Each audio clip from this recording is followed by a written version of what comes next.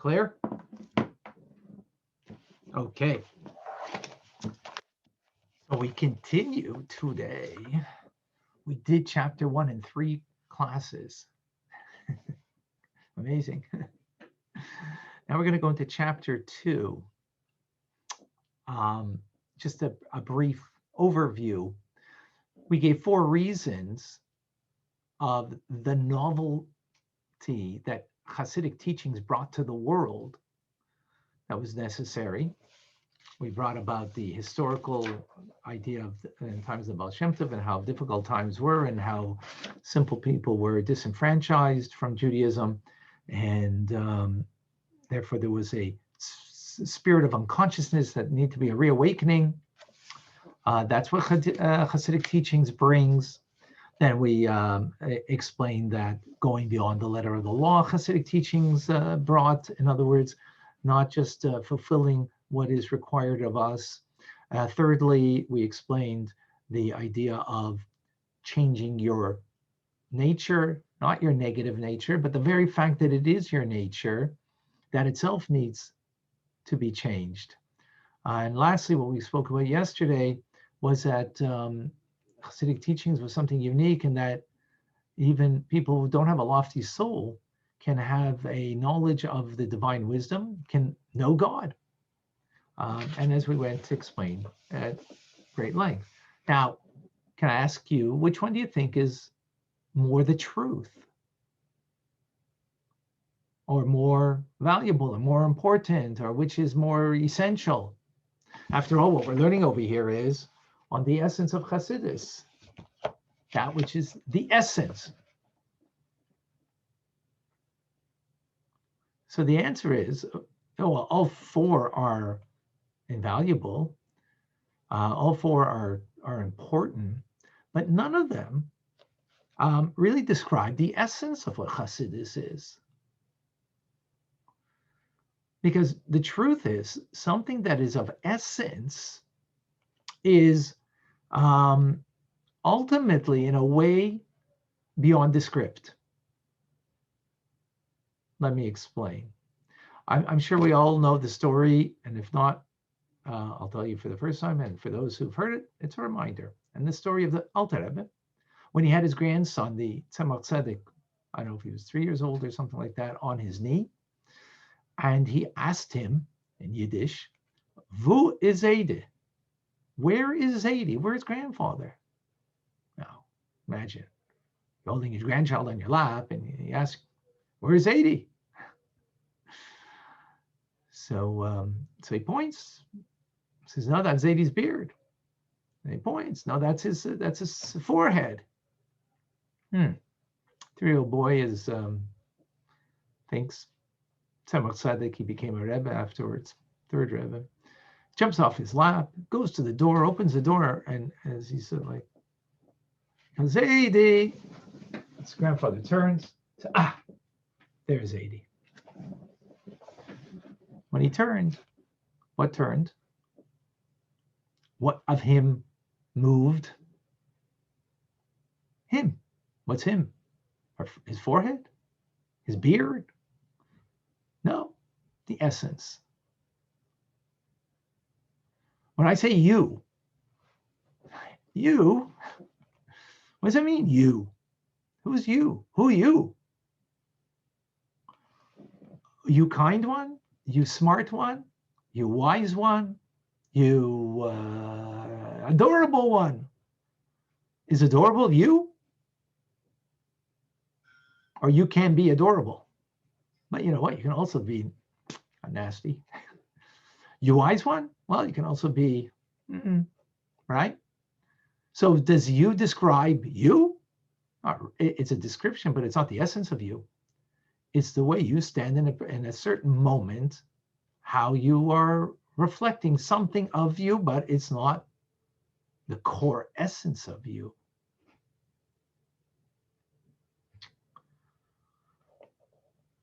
Like when you have an idea, so where does it come from? Where does the idea first come into? Is Chokhmah, then it comes into Bina. Chokhmah, it's a seed. The seed has the essence of the tree. The Chokhmah has the essence of the teachings are of the idea. But is it a real, complete idea? Absolutely not. Just like the seed is not a real tree. It's all there and not there at the same time, right? That's something more of essence. The essence of the tree is in the seed.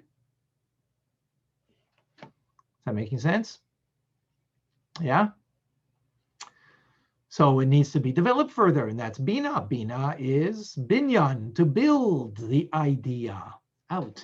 Binyan is to build, building, breadth, length, depth, and so on and so forth, right?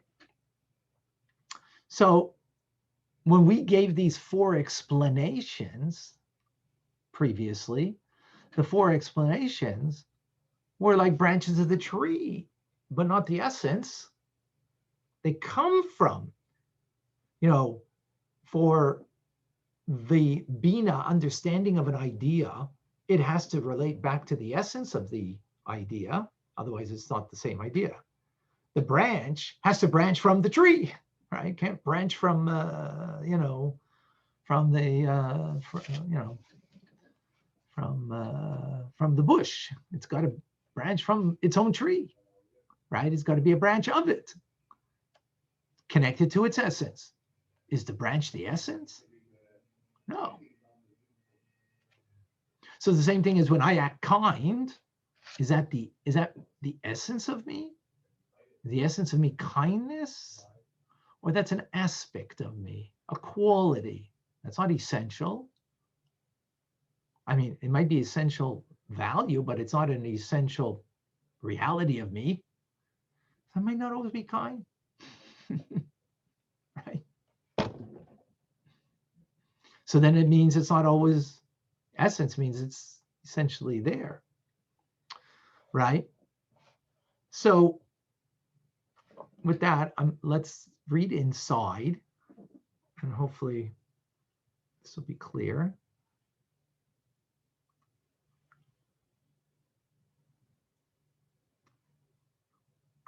Oops.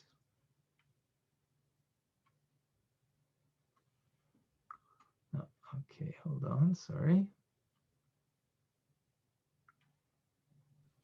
So I just have a question. Sure. Something maybe you can talk about. The difference between the essence and the intellect. Is the intellect the essence of you, or it's a quality of you? It's not an essence of you. Okay, so it's a quality. It's a faculty. So the intellect comes from the essence. That's exactly. Very good. The essence, just like the tree, just like this branch of the tree and that branch of the tree is in the seed, right? And it comes from there. Likewise, the intellect comes from the essence of the soul. Right. Okay? Okay, thank you. Perfect. All right. Thank you for asking that. Okay.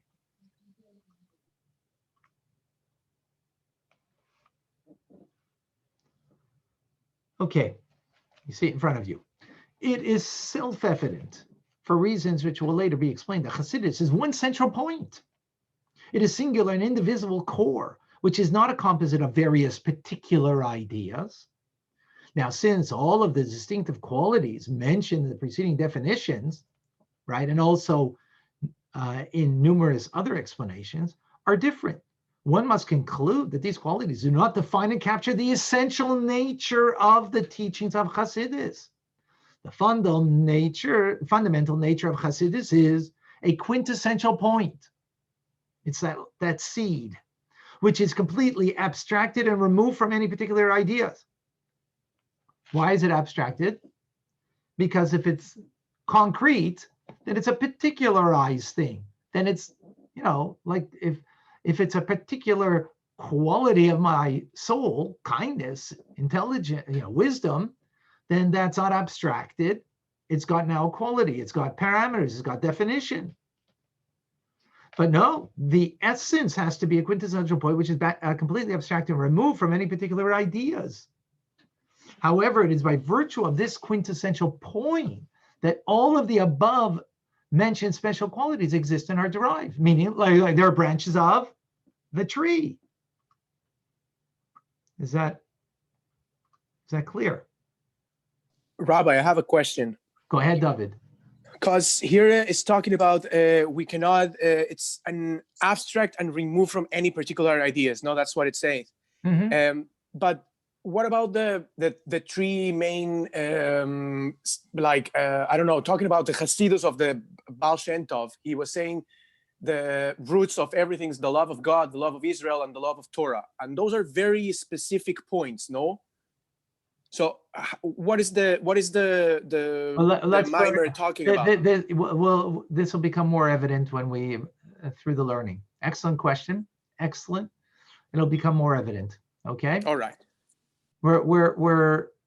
That's more about the avoda, the service, right? So service means you got to serve. Serve means there's got to be a particular manner of service, right? The love of God, the love of Torah, the love of Israel, right? Of the Jew. So welcome, Katie. So that's a particular manner of service, right? We're now talking about what is Hasidus, right? Not how you, through it, you serve. Distinct one from the other. Oh, okay, I get it, yes. Now, from it, there will be a manner of service. Absolutely. Very good.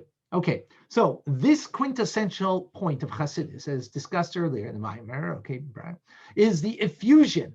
Now, he's going to give some geography over here. This is what we call Hasidic geography. You know, Jews play Jewish geography.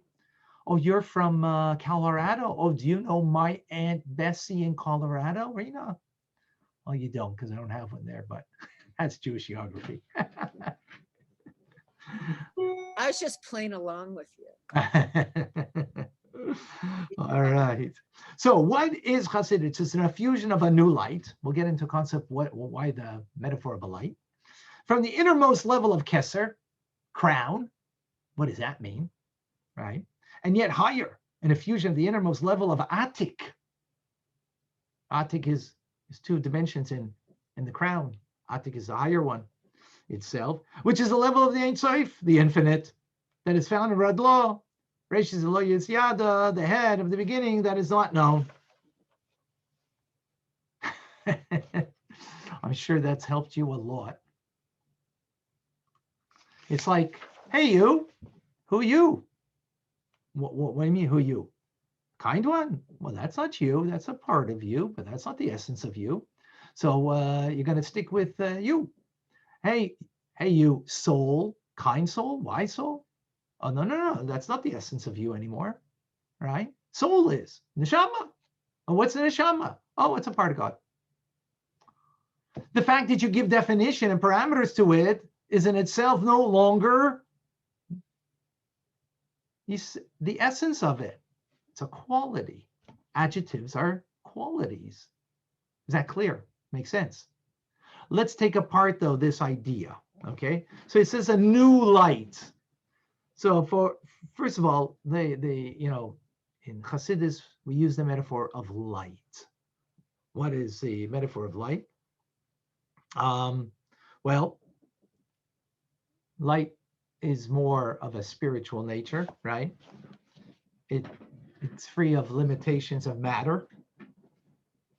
And it's not corporeal. Light delights the soul. It enables you to see. It's analogous to the divine emanations. And light is connected to its source, right? And it irradiates things. So in that sense, it is a beautiful metaphor to understand and to use. But of course, it's only approximation. It's not, to be taken literal in the sense of, as we know, physical light, but it's a beautiful metaphor to use. So this is a new light, right? That, okay, now we gave it geography. In other words, it's coming from somewhere. That's where this light is coming, right? It's sourced. What's the source? Keser, or Keter, which is crown. What is the idea of crown? Transcendent. What is not transcendent? Intelligence and emotions, because that is the human makeup and the human condition, right? That's integrated. Intelligence, chachma to bina, bina to das, das to chesed and gvura, and you know, it's an integrated system, right? Keser, on the other hand, is something that transcends this integrated system, right? What does that mean? That it's well, Keser is like, is referred to as will. If you have no will for something, you have no will for life. You have no will to learn Tanya. You have no will to do good. You can have all the reasons. You can even be emotionally maybe attached to doing good, but you won't do good because you have no will. Will is all encompassing, just like the crown encompasses the person. It transcends the intelligence and the emotions, and therefore it will nix it. If you have the will, even though you have no intelligent understanding and even no emotional bond, if you have strong will, it will put aside all of the integrated human part of us, of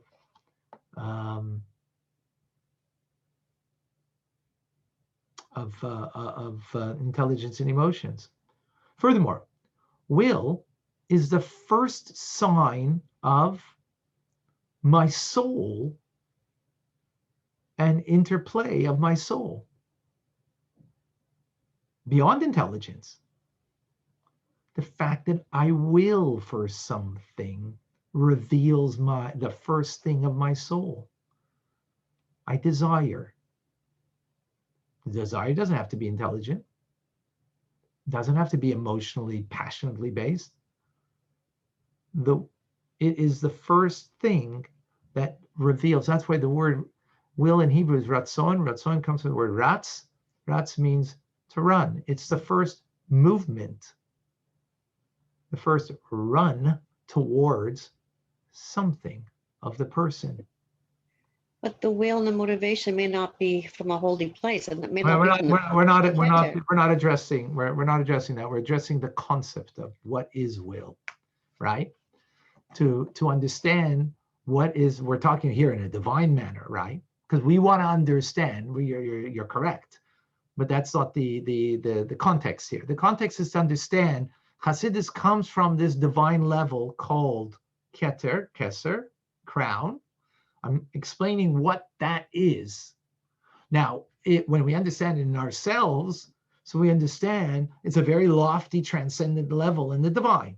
That's where we're going with this, right? Is that clear? So you're right, Lily, 100%. Your will may be not a good one, but that's here we're talking about in the divine order of things to understand the source of this new light that Hasidus is. That is not, that will eventually branch out and become a certain defined teachings, a certain defined value that it will give, like with the four that we learned, or what David mentioned before, the love of Hashem, love of God, love of Torah, of the Jewish people, and so on and so forth, right? But before we can even get there, we want to know what is the essence of it, right? The core of it. That's so, Rabbi, is the will above Keter? No, Keter Will? is will. Keter is will. Will is in Keter. Will is in Keter.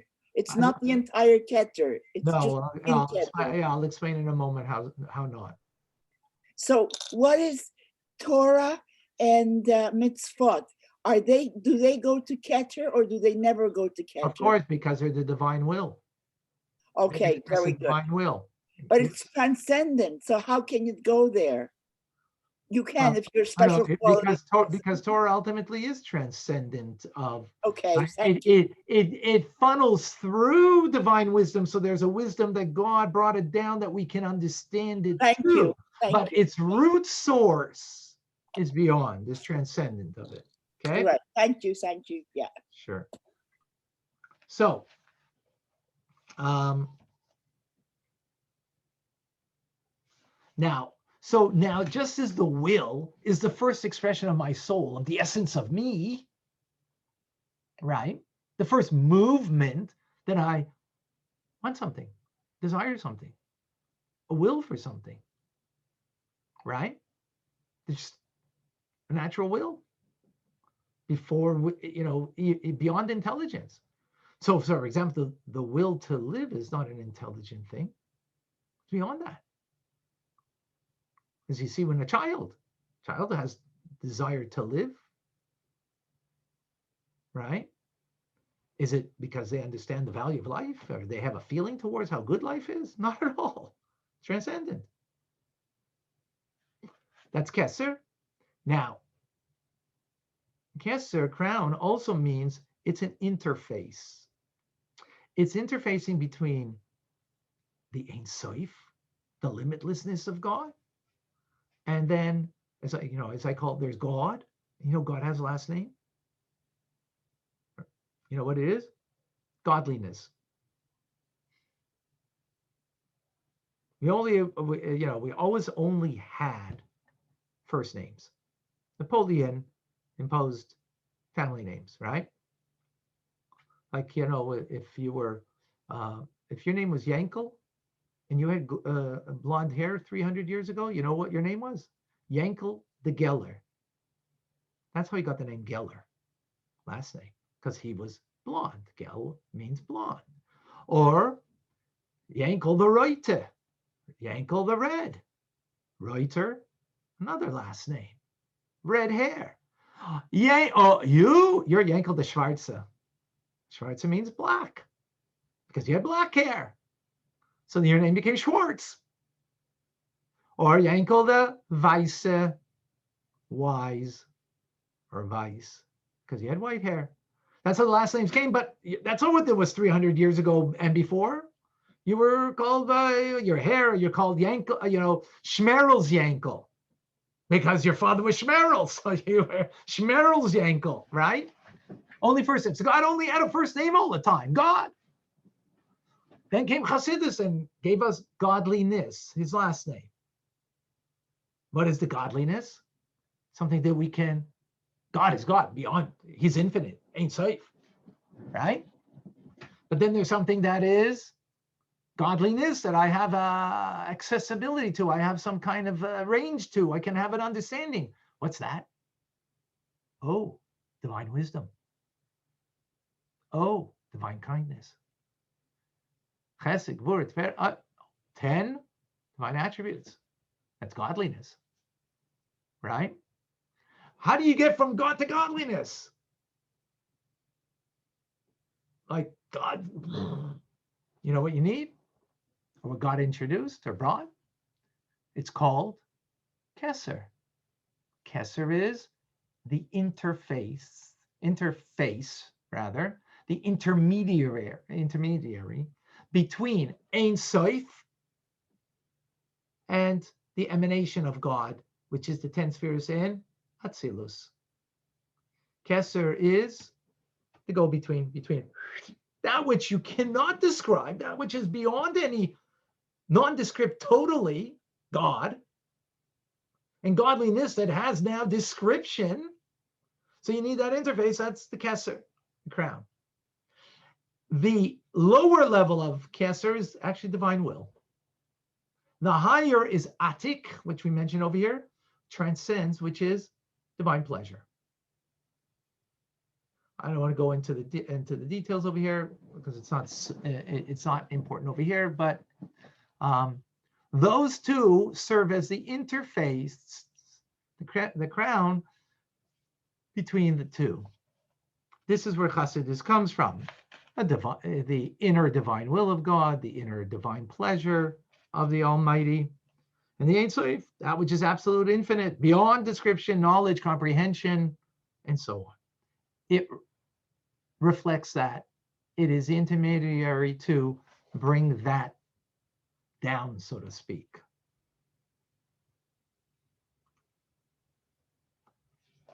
Is that making any sense? Lots of sense? Maybe some dollars too. Hey, where the Zellicksons laugh? Only Abigail's laughing. Oh, okay. Denise is also laughing. And Linda. I was a bit too slow there. Twins. All right. Sorry for that.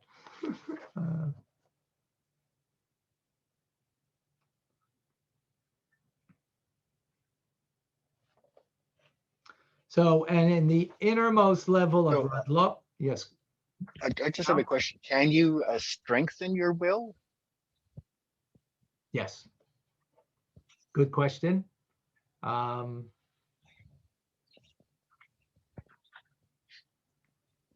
Briefly through Torah study. And just in brief, I don't want to, excellent question, Israel, and a valuable, important one. Torah study is, just learn even, when,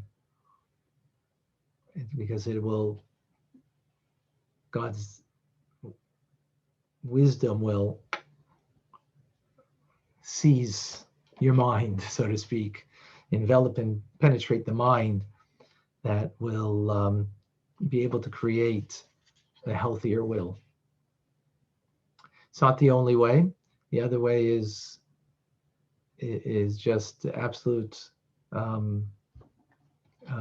sacrifice of whatever you're going to do, even if you don't really have the will. But that's, might be a little harder in a sense. So,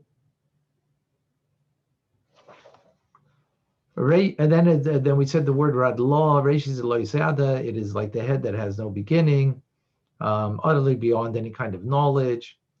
So, Hasidus comes from a place that is a light, that is the interface between the unknowable God to the knowable attributes of God, of the 10 divine attributes. And in that of Kesser, it is a reflection of the divine delight of God in its teachings.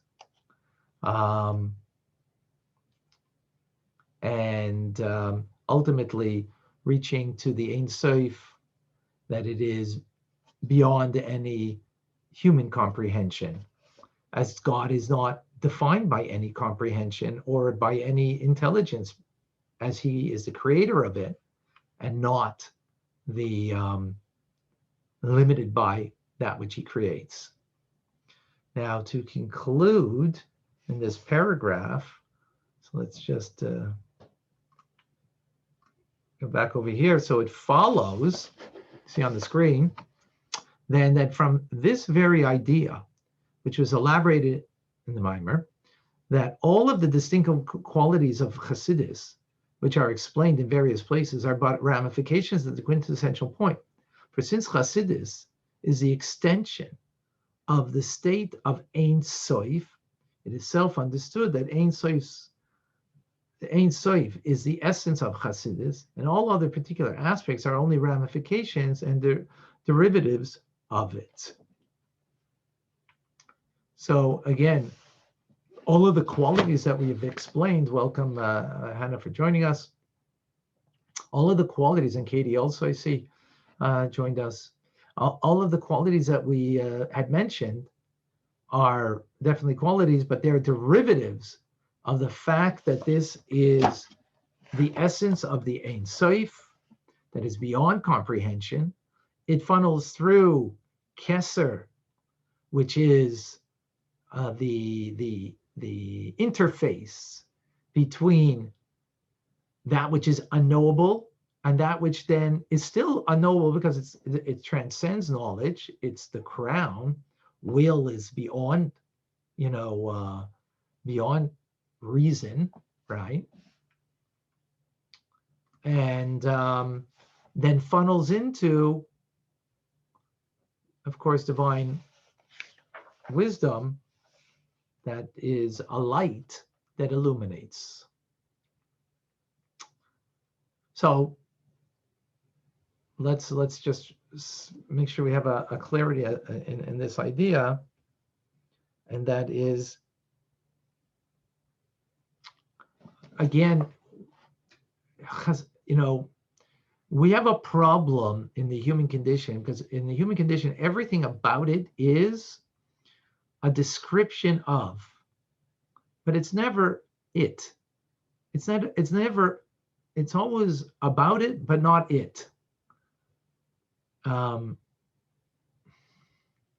me give a good, proper description.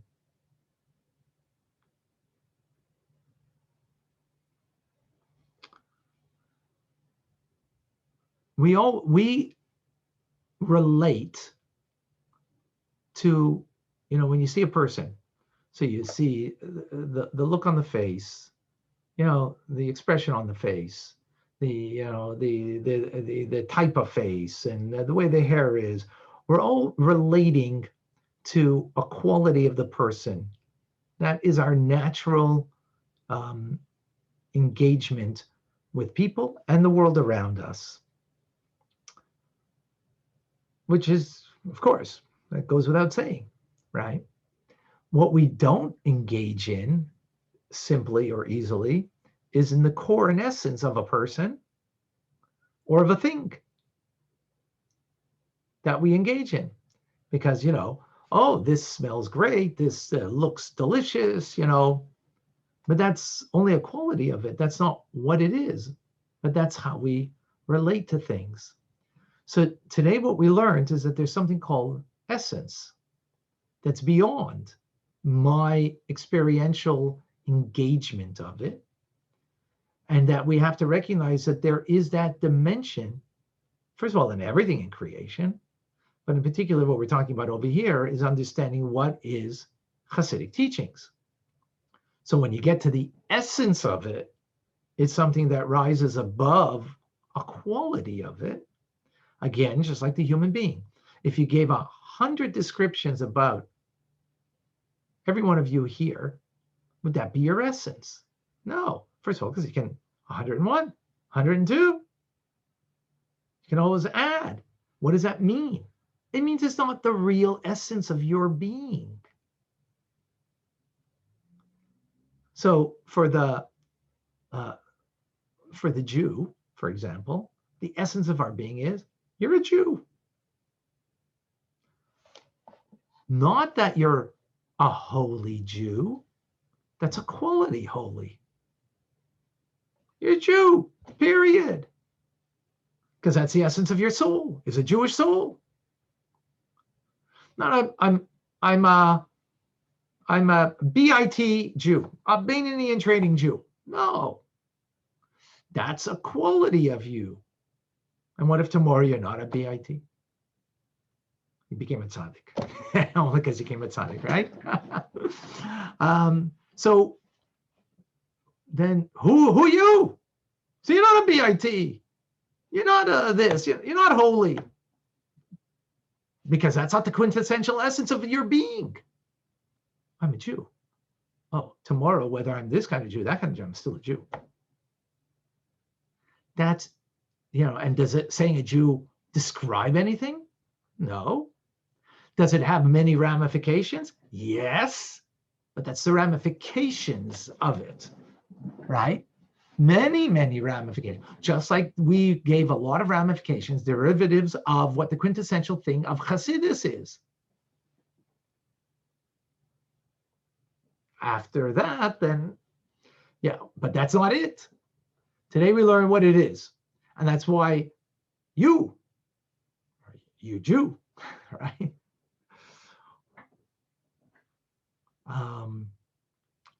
Human being, how they would look at the essence of their being as being human.